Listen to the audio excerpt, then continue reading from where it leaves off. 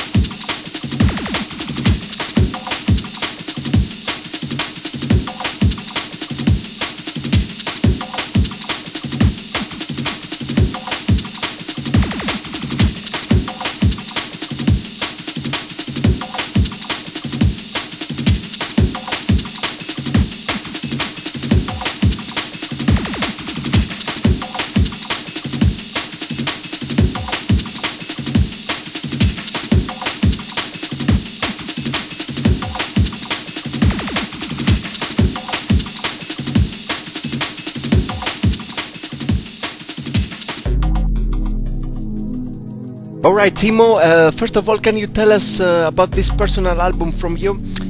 What was the progress and how did you come up with this idea launching your personal release? Rob originally approached me from Dark Til Dawn Records about doing a single, and I did this track for him, which was for a compilation. And about a month or so after that, he came back to me again and asked if I'd be interested in doing a full-length EP.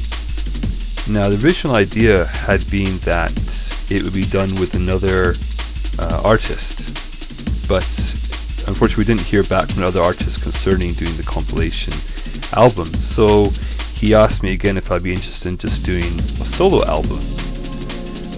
And I was a little bit hesitant at first. I was not really confident that I could do this. It's usually, I only do it as a hobby, so I have very little spare time usually to put into music. And so this would be quite a big commitment for me to do. But I thought, at least, if anything, this is going to be a wonderful experience to sit down every day and try to create a proper full 10-track album. So once we agreed on it, he gave me full reign basically of whatever I wanted to do. So for the first track, basically I sat down and I just started to play around with the piano. Nice one.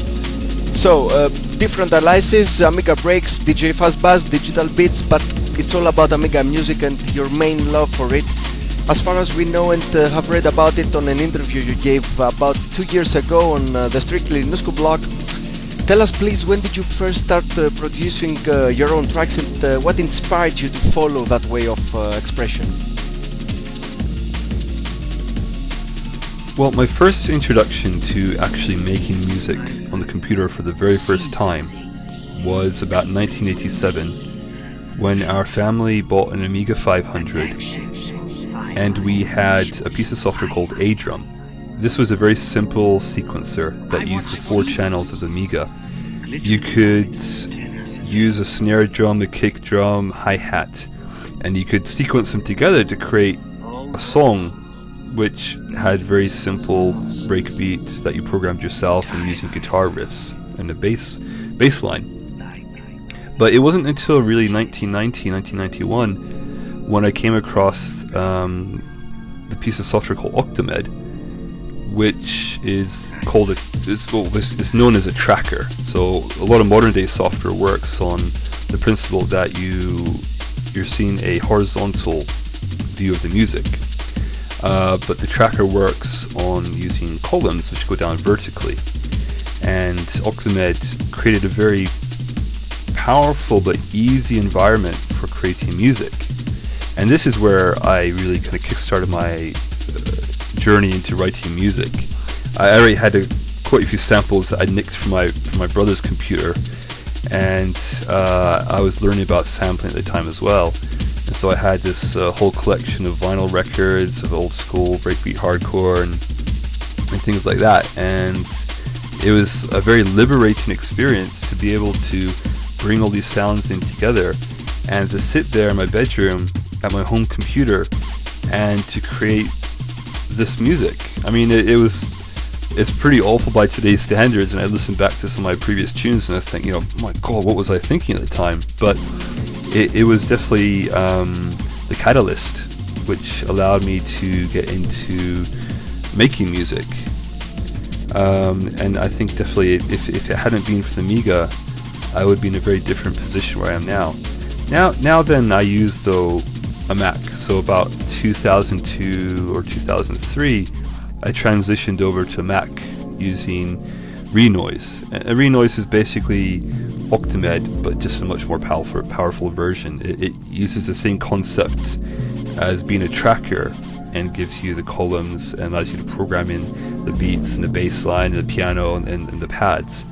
But for a lot of people who have not grown up with using this system, it can be quite a daunting process because you have to really get down to nitty-gritty of programming in bit by bit the breakbeat and the piano, and it's very much like programming.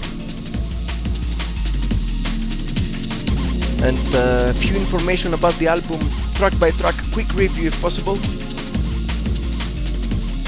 The album consists of 10 tracks.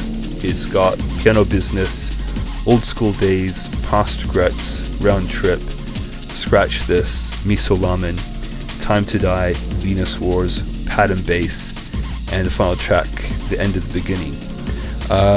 Actually, the very first track on the album was the very last track that I produced because I managed to lose the original file that I was going to use for the very first track.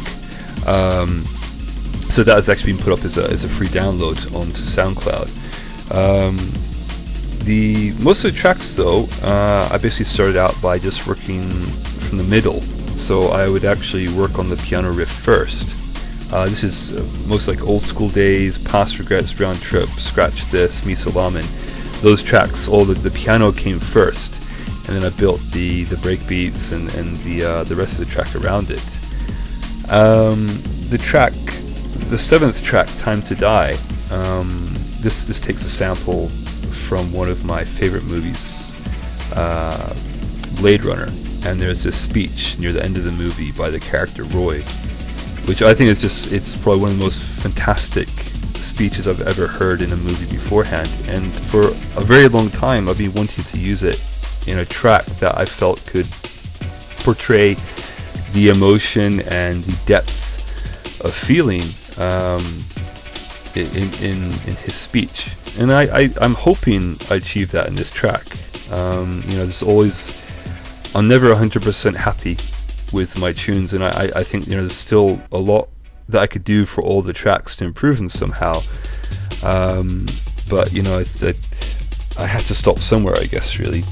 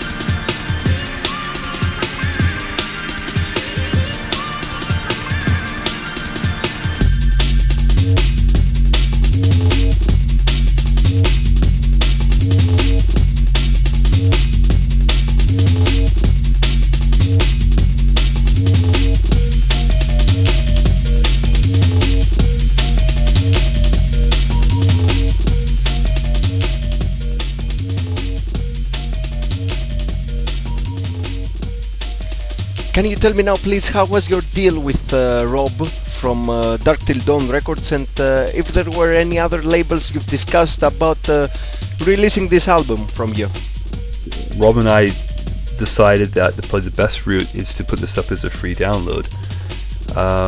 Now, we could have put it up as something that you would pay for, but in all honesty, I am not a professional producer. I don't have that reputation, which at least